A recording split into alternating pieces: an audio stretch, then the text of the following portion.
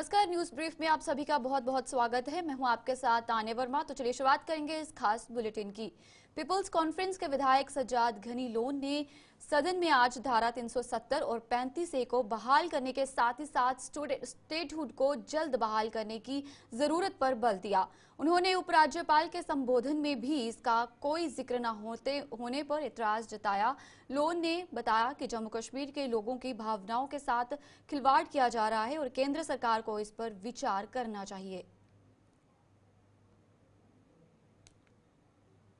Aspirations जो है, जो प्रिवेलिंग सेंटिमेंट है जेएनके में, उसमें आर्टिकल 370 आता है, स्टेटहुड आता है, 35A आता है, ड्रैकोनियन लॉज आते हैं।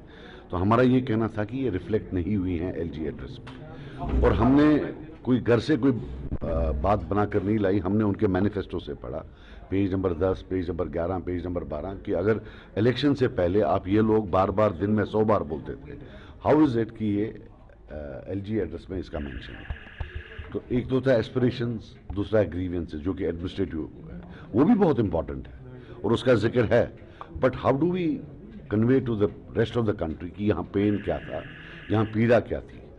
तो वो हमने बोला, because LG's address is very important कि व्हाट द मैसेजिंग इज, यहाँ से मैसेज क्या जा रहा है रेस्ट ऑफ द। नहीं, मुझे लगता है dignity is most important. I think कहीं ना कहीं a certain section of the population in JNK believes that their dignity is being compromised by actions of some governments, and I think they need to work on that. After all, ये तो हम एक ही मुल्क के मतलब वे different parts of the same, दर्द तो पूरी बॉडी में उठेगी। हमें 370 थे, हम उसी से खुश हैं। हम I don't want to burden with demand. हमारा डिमांड है 370 स्टेटहुड आप दे दीजिए, वही काफ़ी है। 35 नेशनल कॉन्फ्रेंस ने सज्जाद गनी लोन के आरोपों को बेबुनियाद बताया है। नेशनल कॉन्फ्रेंस के विधायक हसनैन मसूदी ने लोन के इन आरोपों का जवाब देते हुए बताया है कि सुप्रीम कोर्ट के नोटिस में आने पर स्टेटहुड अब संवैधानिक दायित्व बन गया है, लिहाजा लोन के आरोपों में कोई सच्चाई नहीं है।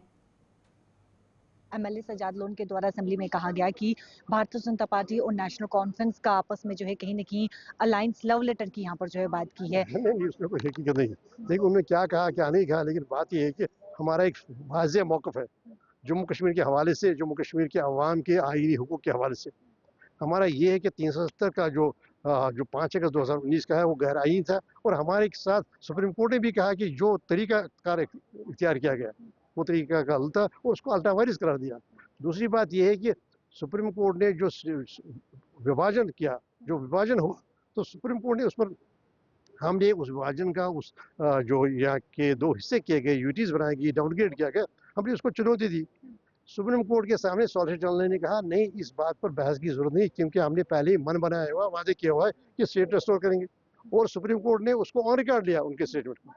उसका मतलब है ये जो आम लोग कहते हैं कि देखिए प्राइम मिनिस्टर ने वादा किया, होम मिनिस्टर वादा किया, ये उस वादे तक ही महदूद नहीं है, बल्कि ये है कॉन्स्टिट्यूशनल ऑब्लिगेशन बन गई है और ये आईनी जिम्मेदारी बन गई है मोदी सरकार की। ये महज एक वादा नहीं रहा, क्योंकि जब सुप्रीम कोर्ट के नोटिस में लाया गया, सुप्रीम कोर्ट के सामने जब सॉलिसिटर जनरल ने बयान दिया, वरना उनके पास एक विकल्प था, ऑप्शन था, वो हमारी जो, मैं भी एक पिटिशनर था, वो मेरी पिटिशन का विरोध करते हैं। वो कहते हैं कि नहीं जी, पार्लियामेंट के पास ये इख्तियार है विभाजन करने का, डाउनग्रेड करने का, तो मैं इस पर बहस करूंगा। उसके बरक्स उन्होंने एक स्टेटमेंट दिया कि इस पर बहस की जरूरत नहीं, क्योंकि हमने पहले ही ये फैसला किया है, हम स्टेट रेस्टोर करेंगे, स्टेट देंगे। तो सुप्रीम कोर्ट ने इसका नोटिस लिया, कॉग्निजेंस लिया, कहा कि आप जब ये कह रहे हैं तो इस पर बहस की बात नहीं है। तो बात यह है कि ये तो सज्जाद लोन के द्वारा जो कहा गया है कि भारतीय जनता पार्टी और नेशनल कॉन्फ्रेंस क्या नजदीकियां बढ़ रही है, वही मैं कह रहा था, हमारा 2 अलग अलग मौक़िफ़ है, जम्मू कश्मीर के बारे में, यहाँ के अवाम के हकूक़ के बारे में, और उनका अलग है। वो जायज़ करार देते हैं 370 का जो 5 अगस्त के जो फैसले हुए, हम उसे नाजायज़, हम कहते गहराई नहीं है, हमारे इसरार है वो गहराई नहीं है। वो कहते हैं कि नहीं, डाउनग्रेड किया गया जायज़ है स्टेट, हम कहते हैं वो तो है बिल्कुल नाजायज़ है, किसी स्टेट को डाउनग्रेड नहीं किया जा सकता है, पार्लियामेंट के पास वो इख्तियार नहीं है। तो हम अलग अलग हमारी मौक़िफ़ है। तो उसमें जो जो उन्होंने कहा, लोन साहब ने जो कहा, तो उसमें कोई हकीकत नहीं है, उनका अपना जहन में जो अपनी एक राय है। तो लेकिन फिलवाका as a matter of fact there is no substance in state. Congress विधायक इफ्तिखार अहमद ने पीपल्स कॉन्फ्रेंस के विधायक सज्जाद गनी लोन द्वारा सदन में दिए गए उस बयान पर अपना पक्ष रखा है जिसमें उन्होंने भाजपा और नेशनल कॉन्फ्रेंस के बीच नजदीकियां बढ़ती जा रही हैं। बता दें आपको कि इफ्तिखार अहमद ने पीडीपी और भाजपा की सरकार में लोन भाजपा के कोर्ट से कैबिनेट मंत्री रहे थे, लिहाजा ऐसे बयान उन्हें शोभा नहीं देते। उन्होंने ये भी कहा है कि अब सियासत से बाहर रहने पर सज्जाद गनी लोन दोहरे मापदंड अपना रहे हैं जिसे सही नहीं ठहराया जा सकता। और क्या कुछ कहना था उनका, आइए आपको बताते हैं। सर, सज्जाद लोन के द्वारा एक स्टेटमेंट असेंबली में दिया गया कि नेशनल कॉन्फ्रेंस और भारतीय जनता पार्टी की नजदीकियां जो है वो बढ़ रही है। उन्होंने लव लेटर का भी जिक्र किया। आप इसको किस तरीके से देखते हैं, क्योंकि पीडीपी महबूबा मुफ्ती के द्वारा भी ये कहा गया कि नेशनल कॉन्फ्रेंस जो है वो कहीं ना कहीं भारतीय जनता पार्टी को डिक्टेट करते हुए नजर आ रही है। आप किस तरीके से? देखिए, मैं सज्जाद साहब से कहूँगा कि 2015 में सरकार बनी थी पीडीपी और बीजेपी की, उसमें तो सज्जाद साहब बीजेपी के कोटे से मंत्री रहे। 15 से लेके 18 तक, लेदर मतलब जब तक वो सरकार रही तब तक सज्जाद साहब किसके कोटे से मंत्री रहे हैं? कैबिनेट मिनिस्टर किसके कोटे से रहे? भाजपा के कोटे से। तो आज वो किस आधार पर ये बात कह रहे हैं कि लव लेटर लिखे जा रहे हैं? जब वो सरकार में थे तो तब उन्होंने ये बातें क्यों नहीं की? जब उन्होंने सरकार को समर्थन दिया, उन्होंने कैबिनेट मिनिस्ट्री जो ली है वो पीडीपी के कोटे से नहीं ली थी, उन्होंने बीजेपी के कोटे से ली थी। तो आज ये जनता को गुमराह करने के लिए ये इस तरीके की बातें करनी कि वो लव लेटर लिखे जा रहे हैं, तो आप तब लाते ना रेजोल्यूशन। आज अगर जम्मू कश्मीर की रियासत को डिग्रेड करके यूटी बनाया गया तो उसमें सज्जाद साहब का भी बहुत बड़ा योगदान। तो आज ये दोहरा मापदंड सिर्फ सियासत के लिए किया जाता है। जब ये आउट ऑफ पावर होते हैं, जब ये सरकार से बाहर होते हैं, तब इनकी बात कुछ और होती है। जब ये सरकार के साथ होते हैं, मैं आपके माध्यम से उनसे पूछना चाहता हूं कि जब आप बीजेपी के कोटे से मंत्री बने तब आपको जम्मू कश्मीर के लोगों की ख्याल नहीं आया? जब आप जो गुपकार अलायंस जिसको कहते हैं उससे आप बाहर जाकर आप बीजेपी के साथ आपने अलायंस किया, तब आपको जनता के मुद्दे नहीं दिखे, तब जम्मू कश्मीर की आपको फिक्र नहीं हुई।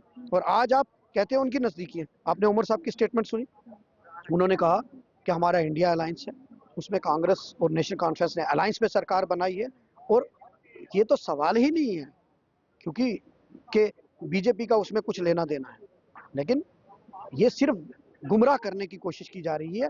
जो इनकी जमीन खिसक चुकी है कश्मीर के अंदर, उसको दोबारा रीगेन करने की जरूरत है। इसमें कोई सच्चाई नहीं है, ये सिर्फ सियासी बयान है। और मैं सज्जाद साहब को कहूँगा कि अब खुदारा सियासत मत कीजिए, लोगों के जज्बातों के साथ मत खेलिए। आप जनता जानती है, इसीलिए आपको सिर्फ जो आपकी पार्टी है वो एक विधायक पे सीमित हो चुकी है। बहुत बहुत शुक्रिया बातचीत करने के लिए। देखिए, कांग्रेस विधायक के साफ तौर पर ये कहना है कि गुमराह करने की यहाँ पर जो है वो कोशिश की जा रही है। सज्जाद लोन के द्वारा यहाँ पर जो है वो लव लेटर की बात कही गई है, जिसको लेकर कांग्रेस विधायक ने साफ तौर पर कहा कि ये गुमराह करने की जो है वो यहाँ पर कोशिश की जा रही है। कैमरा पर्सन संजय के साथ शिल्पा शर्मा, जब ग्रामीण हलकों के निवासियों को चेंज ऑफ लैंड यूज के लिए आवेदन करने में आ रही दिक्कतों पर मढ़ विधानसभा के विधायक सुरेंद्र कुमार द्वारा सदन में पूछे गए एक सवाल के जवाब पर विपक्ष खुश नजर नहीं आया। इस पूरे मामले पर विधायक श्यामलाल शर्मा से बात की हमारी संवाददाता शिल्पा शर्मा ने। आइए आपको बताते हैं क्या कहना था उनका। विधायक श्यामलाल शर्मा इस समय हमारे साथ मौजूद है। सर, जो इशू विधानसभा सत्र में उठाया गया उसके बारे में देखिए, ये गवर्नमेंट की नॉन सीरियसनेस होती है। इतना इम्पोर्टेंट इशू है, ये बात बिल्कुल ठीक है कि हम एक ट्रांसफॉर्मेशन की स्थिति में हैं। 2019 के बाद 5 अगस्त के बाद बहुत से 800 से ज़्यादा कवानीन जो हैं वो यहाँ पे एक्सटेंड हुए, बट ट्रांसफॉर्मेशन जहाँ रिफॉर्म्स जो हैं वो ग्रेजुअली होते हैं और लोगों की कैपेसिटी को देख के किए जाते हैं। तो मेरा ये था कि जो लैंड यूज को लेके CLU का इशू था, हमारे एक भारतीय जनता पार्टी के विधायक का, मढ़ से जो विधायक हैं सुरेंद्र कुमार जी, उसमें सप्लीमेंट्री था। और जिस तरह से ऑनरेबल मिनिस्टर डिफेंड कर रही थी, मुझे लगता है कि हम अच्छी बातों को डिफेंड भी करना चाहिए, being a custodian of the department. What हम लोगों के चुने हुए नुमाइंदे हैं। अगर किसी ब्यूरोक्रेट या टेक्नोक्रेट ने ऐसे कानून बना दिए जो हमारी पब्लिक के हित में नहीं है, तो उनको रिविजिट करना इसी असेंबली, ये अपेक्स बॉडी है ना, जो लेजिस्लेचर हमारी है ये अपेक्स बॉडी है।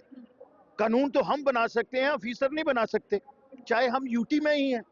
तो वो ये सारी चीजें जो हैं वो अपनी रिस्पॉन्सिबिलिटी को ट्रांसफर कर देना, शिरक भी नहीं करना, ट्रांसफर कर देना, हमें स्टेट दोगे तो होगे, तो मुझे लगता है ये फिर इस अगस्त हाउस का सारा पर्पस जो है, जो सेंटिटी है, वो किल हो जाती है। सप्लीमेंट्री क्वेश्चन आपने पूछा, रिस्पॉन्स जो मिला उससे सेटिस्फाई है? नहीं हो, मैंने कहा कि आप गैर मुमकिन खंड का एक वहां से ऑर्डर आता है, अभी तक वो इम्प्लीमेंट नहीं होता है। अगर जम्मू का एरिया आप देखेंगे तो मैक्सिमम यहाँ पे जो कॉलोनियां बसी हैं, चाहे जेडीए ने बनाई है, हाउसिंग ने बनाई है, तो फिर सब लोग तो गैर मुमकिन खंड में है। और कोई भी कानून जब बनता है तो वो रिट्रोस्पेक्टिव या पोस्ट इफेक्टिव उसकी जो डेफिनेशन होती है वो पीछे से लागू तो नहीं होगा, आगे से लागू होगा। अगर 2022 में भी बना, उसके बाद जो लोगों को सीएलयू लेना चाहिए, जो पुरानी हमारी इस्टेब्लिशमेंट है, चाहे वो रेजिडेंशियल हाउस है, चाहे वो हमारी कमर्शियल प्रॉपर्टीज है, उस पे तो नहीं लेना है। ये कॉमन सेंस है for me as a law maker, law is a common sense. तो वही बात रिवाइज करने की बात है। मैंने कहा, रिविजिट होना चाहिए और होना भी चाहिए। से बातचीत करने के लिए कैमरा पर्सन संजय के साथ शिल्पा शर्मा, विधायक श्यामलाल शर्मा इस समय। विधायक विक्रम रंधावा ने जम्मू कश्मीर में चेंज ऑफ लैंड यूज पर अपना पक्ष रखा है। रंधावा ने कहा है कि भाजपा विधायक सुरेंद्र कुमार के सवाल पर सरकार द्वारा दिए गए जवाब से वह संतुष्ट नहीं है। रंधावा के मुताबिक चेंज ऑफ लैंड यूज को जरिया बनाकर नौकरशाह अपनी मनमानी कर रहे हैं, लिहाजा इसे निरस्त किया जाना चाहिए। ये सीएलयू को लेकर issue honourable MLA Surendra Bhagat ji का आया था, और जो जवाब आया वो जवाब टोटली नॉन एंड वाइट था। ब्यूरोक्रेसी तामझाम ने बिल्कुल सरकार को गुमराह करने वाला दिया। उसके बाद मैंने सप्लीमेंट्री साथ में जब मांगा तो सप्लीमेंट्री में मैंने सरकार से पूछा कि सीएलयू का मतलब क्या है, ये बताइए, वो सीएलयू क्यों लाया गया। तो मंत्री महोदय ने बताया कि 2022 में सीएलयू आया है। हमने कहा 2022 में सीएलयू क्या था, बेसिकली वो ब्यूरोक्रेट्स ने एक टूल बनाया था, एक हथियार बनाया था आम जनमानस को तंग करने के लिए, क्योंकि ब्यूरोक्रेट्स को आम जनमानस से कोई लेन देन नहीं है, उन्होंने अपनी लीडरी करनी है और चलते बनना है। मुझे लगता है कि आज पटल में अपोजिशन और रूलिंग बेंच सभी ने माना है कि सीएलयू ब्लैकमेलिंग हथियार है, इसको खत्म करना चाहिए। और जेडीए अगर एक्सपैंड कर रहा है तो जेडीए के पास पहले वो साधन होने चाहिए लोगों को फैसिलिटीज देने के लिए। जेडीए जितने एरिया में है वहाँ जेडीए की जमीनें कब्जा हो रही है, आज भी हो रही है, पहले भी होती है। ये एक रकबा भी जो है जेडीए खाली करवाने नहीं जा रहा है, जो लैंड ग्रैबर्स के पास है।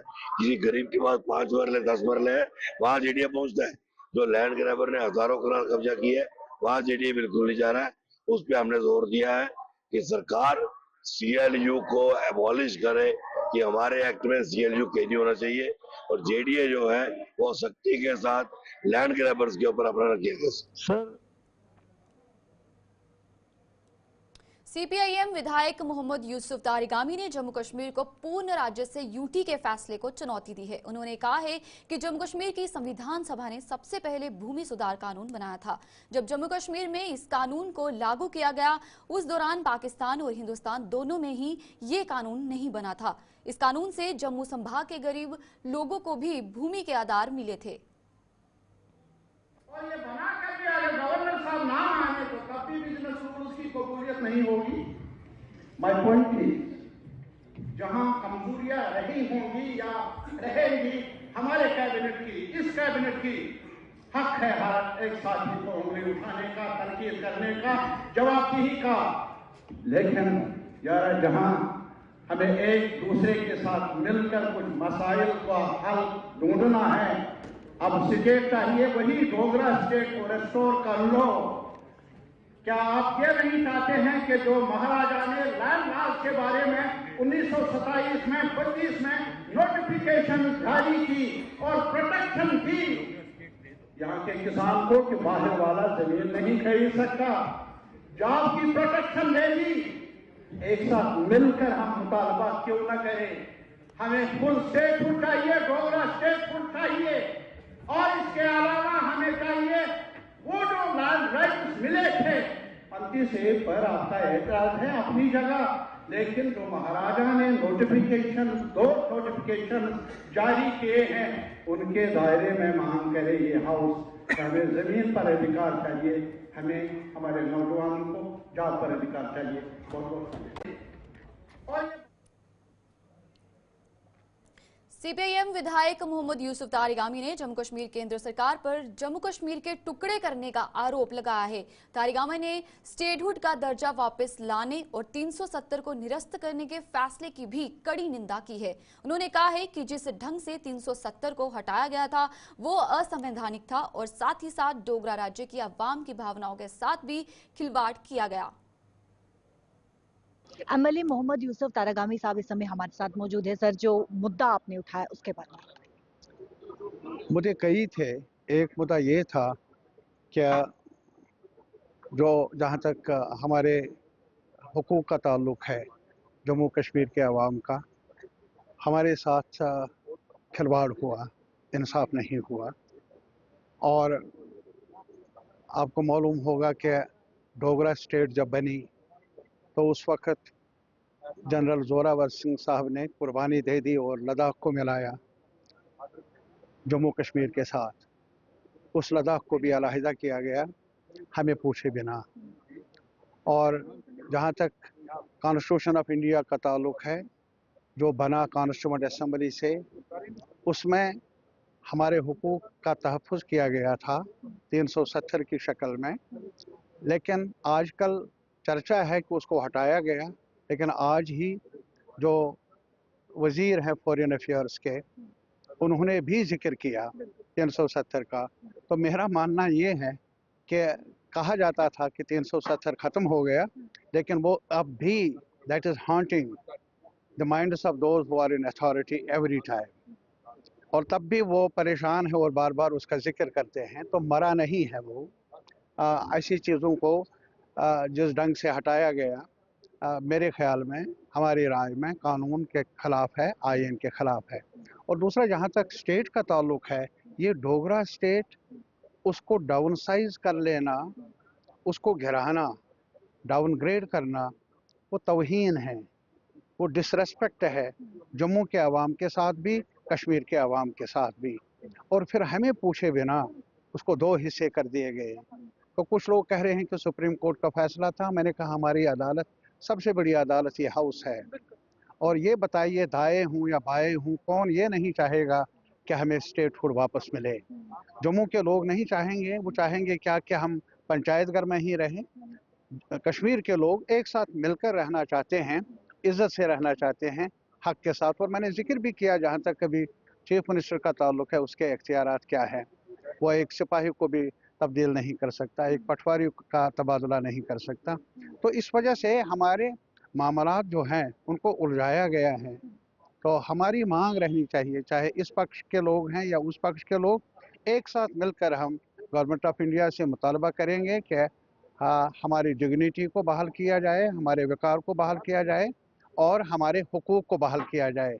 हम मिन्नतें नहीं कर लेंगे, अपना हक मांग रहे हैं। बहुत बहुत शुक्रिया बातचीत करने के लिए। कैमरा पर्सन संजय के साथ शिल्पा शर्मा, जम्मू।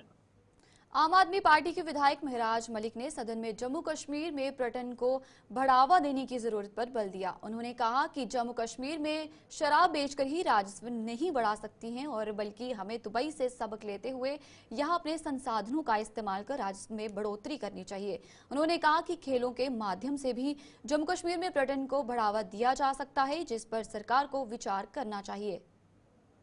वो सारा पैसा उठाकर यहाँ से बाहर ले रहे। मैंने टूरिज्म इसलिए नहीं कहा, मैंने टूरिज्म इसलिए कहा कि जम्मू कश्मीर का अपना एक रेवेन्यू जनरेट हो। ठीक है, मैंने रेवेन्यू की बात की है, रेवेन्यू को बढ़ाने की।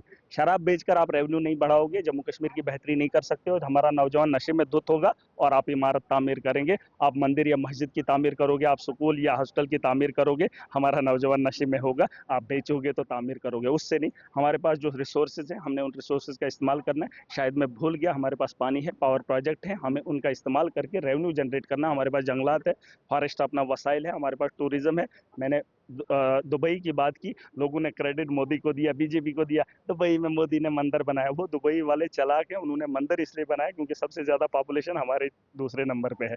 ये लोग जाएंगे वहां पे दर्शन करेंगे और पैसा वो कमाएंगे। टूरिज्म क्या होता है? जब लोग जाएंगे, महाकुंभ का मेला लगा है, क्या लगा है? वहां पे स्नान करेंगे, आज से पहले भी करते थे। योगी कहता है इससे इतना फायदा हुआ, जब उधर जाएंगे दुबई के अंदर, यहाँ के हिंदू लोग, हिंदू भाई जाएंगे तो वहां जब दर्शन करेंगे तो फायदा किसको होगा? नहीं, मुझे एक बात बताइए, रेवेन्यू किसका जनरेट होगा? वो उन्होंने तेल के खात्मे के बाद का प्लान किया हुआ है। हमारे यहाँ शाम के खाने का इंतजाम सरकार के पास अभी नहीं है, पैसे की कमी है। उस पैसे को जनरेट कैसे किया जाए वो बड़ा जरूरी है। और यहाँ एलजी के दौर में चुहलाना होता है, 7 रुपए से सरकार चलाना चाहेंगे, और जो बचा कुचा पैसा है उसे लूट कर सर्कुलेशन ऑफ मनी, इसके बारे में सबको ध्यान देना चाहिए। Circulation of money Jammu Kashmir कदम खत्म हुआ है, उसको वापस लाने के लिए इंटरनेशनल ग्राउंड की भी बात की। बिल्कुल, मैं कहता हूँ जो चीजों से मुमकिन हो सकता है रेवेन्यू जनरेट करना, जैसे अगर आप देखेंगे बाहर के लोग आएंगे, जब प्लेयर आएंगे तो बाहर के लोग भी मैच देखने आएंगे, जब बड़े लोग आएंगे तो बड़े बड़े यहाँ पर हमारे कारोबार चल सकते हैं। इस वक्त आप किसको जो है बड़े होटलों में देखेंगे या पैसा लाते हुए, इधर कौन पैसा ला रहा है? इस समय आप देख रहे हैं कि जम्मू कश्मीर में पाकिस्तान से फंड आ रहा था, मिलिटेंसी की वजह से वही चलता था, बाकी और कोई रेवेन्यू नहीं है यहाँ पर। उस चीज को ठीक करना चाहिए। मैं कहता हूँ अपना रेवेन्यू जनरेट करना है, लोगों को उम्मीदें होती है वो देगा, अपना रेवेन्यू हमने खुद जनरेट करना है ताकि जम्मू कश्मीर की बेहतरी। समय आप देख रहे हैं कि जम्मू कश्मीर में जो टूरिस्ट स्पॉट हैं उनसे रेवेन्यू कहीं ना कहीं जनरेट नहीं कहाँ है? आपको अगर होता रेवेन्यू, अगर होता, नहीं दुबई क्यों इतना तरक्की कर रहा है? उसके पास तेल के कुएं हैं, लेकिन उसको पता है जब कुआं खत्म हो जाएगा तो रेवेन्यू कहाँ से लाना है। और उसने बड़ी बड़ी ऐसी बिल्डिंगें वो उसने ऐसे नहीं बनाई। वो लोग हमारे से आगे 100 साल की पीढ़ी के लिए जी रहे हैं। हम आज के वक्त के नौजवान के बारे में फैसला नहीं कर रहे हैं उसको क्या करना है। आप कह रहे हैं आगे आने वाली नस्लों का क्या हाल होगा? इनको बोलो शराब से उठकर, भाजपा को छोड़कर, अपना दिमाग लगाकर जम्मू कश्मीर जो एलिगेशन आपने लगाया। नहीं लगा रहा हूँ मैं, कौन सा एलिगेशन है बताओ? यहाँ का नौजवान पढ़ा लिखा कहाँ है? इक्विपमेंट है भारतीय जनता पार्टी के पास नशे की, वो छोड़ो ना, बताओ नौजवान की हालत क्या है? मुझे ये बताओ ना, आप कहाँ खड़े हो, मैं कहाँ खड़ा हूँ? आप जाइए, स्कूल में पढ़ने वाला बच्चा कहाँ खड़ा है, उसका बाप उसकी फीस दे पा रहा है, नहीं दे पा रहा है? आप उनकी जरूरत, शादी कर पा रहा है, नहीं कर पा रहा है? आप इस वक्त तो उसका बाप कमा रहा है ना, तो उसका बच्चा खा रहा है। जिस वक्त बच्चे पे वो बोझ पड़ेगा वो आत्महत्या करेगा। लिख लो मेरी बात, क्योंकि इस वक्त बाप जो है ना वो पुराना है और वो कमा कर बच्चे के लिए सोच रहा है, और वो बच्चा शादी नहीं कर पा रहा है क्योंकि वो बाप की हालत को बर्दाश्त नहीं कर पा रहा है। आखिरी लगता है कि मुझे शादी करने के बाद मजदूरी करनी पड़ेगी, तो मैं मजदूरी नहीं कर सकता हूँ। बाप के नाम पे अयाशी कर रहा है और मोदी के गुण। आखिरी सवाल, आपने सैलरी बढ़ाने की, अपनी सैलरी बढ़ाने की बात की। देखिए, सबके साथ साथ मुझे, देखिए मैं चाहता हूँ कि सैलरी बढ़े। वो इसलिए भी, ये मुझे कोई जाती इंटरेस्ट नहीं, मैं चाहता हूँ बाकी एमएलएज भी जो अच्छा करना चाहते हैं उनको भी सैलरी मिले, करप्शन से बाज आ जाए। करप्शन को रोकने के लिए मैं चाहता हूँ कि सैलरी अभी आपको दी जा रही है वो इनफ नहीं है। देखिए, एनफ तो इनके पास करोड़ों खरबों भी है, तब भी एनफ नहीं है। एनफ किसके पास है? कोई मानता है मेरे पास है पूरा? मैं ये कह रहा हूँ कम से कम इनको लगाम लगाने के लिए 1.5 लाख है, 1.5 लाख और दे दो, ताकि ये साल 2 साल सोचें कि नहीं यार इतने में काम करेंगे। भारतीय जनता पार्टी के राष्ट्रीय महासचिव तरुण चुग ने नेशनल कॉन्फ्रेंस, पीडीपी और कांग्रेस पर कश्मीरी पंडितों के नरसंहार के इतिहास को दबाने का आरोप लगाया है। जम्मू कश्मीर की विधानसभा में 13 जुलाई के अवकाश को लेकर उठे विवाद का हवाला देते हुए उन्होंने आरोप लगाया है कि ये तीनों दल महाराजा के योगदान से मुंह मोड़ रहे हैं। दूसरी ओर तरुण चुग ने 370 और 35A को दोबारा बहाल करने वाले इन दलों को जवाब दिया है। चुग ने कहा है कि 370 और 35A के बाद जम्मू कश्मीर में शांति बहाल हुई है, लेकिन ये तीनों दल इस सच्चाई से वाकिफ नहीं हैं। एनसी, पीडीपी, नेहरू गांधी परिवार, कांग्रेस कश्मीरी हिंदुओं के नरसंहार को, उस इतिहास को छुपाना चाहते हैं। कौन था उस समय मुख्यमंत्री? श्रीमान फारूक अब्दुल्ला साहब थे। कौन था देश का गृह मंत्री? स्वर्गीय मुफ्ती साहब थे। किसने जगमोहन को वहां जाने से रोका था? तो राजीव गांधी थे। इन तीनों के पाप, इन तीनों की इतिहासक गलतियां जम्मू कश्मीर की जनता ने आज भी भुगत रही है। और हम भूल नहीं सकते कि महाराजा हरि सिंह वो पहले राजा थे जिन्होंने 1931 में राउंड टेबल कॉन्फ्रेंस में भारत की आजादी की पैरवी की थी और ये कहा था कि जम्मू कश्मीर सहित सभी रियासतें एक भारत श्रेष्ठ भारत की सोच के तहत एक हैं। एनसी, पीडीपी, कांग्रेस के नेताओं को इतिहास पढ़ना चाहिए। अगर उन्हें नहीं पता तो आए हम उन्हें सिखा देते हैं। इटली का चश्मा और पाकिस्तान की हेयरिंग एड उतार कर आए। महाराजा हरि सिंह ने जम्मू कश्मीर के विकास, जम्मू कश्मीर की आवाम की भलाई, वहां के लोकतंत्र, सबका साथ सबका विकास की सोच को अक्षरशः पालन किया है और जम्मू कश्मीर की जनता अपने उस राजा को आज भी पूजती है, आज भी पूजती है। उनके खिलाफ दिया गया बयान कठोर निंदनीय है। ये बयान देने वाले जम्मू कश्मीर नहीं पूरे भारत की प्रभुसत्ता के अपराधी हैं। इन्हें सार्वजनिक रूप से माफी मांगनी चाहिए, चाहे वो किसी भी पद पर बैठा, माफी मांगनी चाहिए। ये बयान देने वाले लोग, उनकी मानसिकता देशद्रोही मानसिकता है कि जम्मू कश्मीर धारा 370 हटने के बाद, 35 से जाने के बाद जम्मू कश्मीर में स्थायी शांति, स्थायी खुशहाली, स्थायी विकास, हर क्षेत्र में विकास। जहां कभी बस होती थी आज वहां ट्रेन पहुंची है, सुरंगों का जाल, बड़े बड़े पुल, इंफ्रास्ट्रक्चर के अंदर क्रांति, ये प्रधानमंत्री मोदी जी की देन है और ये सब 370 और 35 से जाने के बाद ही संभव हुआ। जो प्रदेश बायकाट के लिए जाना चाहता था, जनता वोट नहीं डालने जाती थी, आज वहां जनता, चाहे वो पंचायत का चुनाव हो, बीडीसी का चुनाव हो, डीडीसी चुनाव हो, विधानसभा चुनाव हो, लोकसभा चुनाव हो, भारी पोलिंग कर रही है। बायकाट से भारी पोलिंग तक, टेररिज्म कैपिटल से टूरिज्म कैपिटल तक का सफर मोदी जी के नेतृत्व में जम्मू कश्मीर ने किया है। वो जम्मू कश्मीर की धरती जहां कोई कार्यक्रम नहीं होते थे, आज विश्व स्तर के G20 का कार्यक्रम, विश्व योगा दिवस, भारी पर्यटन, आज जम्मू कश्मीर के अंदर SC ST महिलाओं को अधिकार, आरक्षण के अधिकार, पत्थरबाजी की घटनाओं की समाप्ति, आतंकवाद की समूल नाश, ये वो बातें हैं जो आज स्पष्ट दिख रही है। जो बात POJK के बारे में कही गई है। चलिए न्यूज ब्रीफ में फिलहाल इतना ही, मुझे दीजिए इजाजत, नमस्कार।